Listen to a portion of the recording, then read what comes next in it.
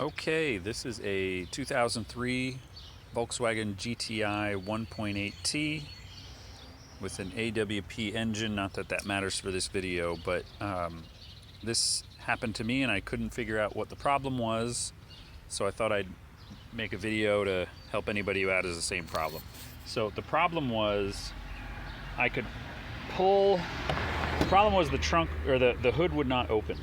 And when I pulled the latch, it would get to this point, presenting the hood, the secondary hood release, but it would not pull out no matter what I did.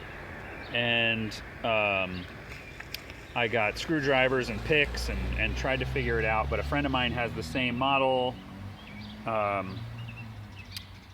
and playing with his, I figured out that the piece, sorry about this bad video, but basically what was happening was there was nothing wrong with this mechanism. I know on some models this snaps, or this contact, this pen bends for some reason, I don't know, but for me it was this piece would not move over to release. So when I pull this, it's supposed to release that, let go of this guy, and the hood comes up, but it would not do it. So I thought for sure one of these parts in here got bent and was rubbing against something, but it just doesn't seem like that would have been the case. So I was able to, if your hood is stuck, try this, reach in and pull this.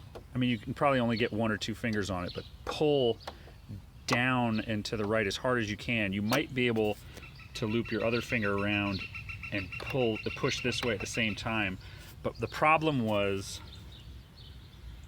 this guy, that pivot was rusted. So this piece had rusted inside that pivot, and when I finally got it open, it would move, but then would stop wherever it was. It was rusted so much the spring couldn't pull it back into place.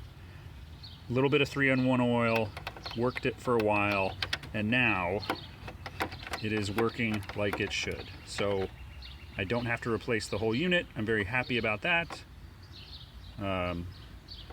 So yeah, hope this helps anybody who has a similar problem.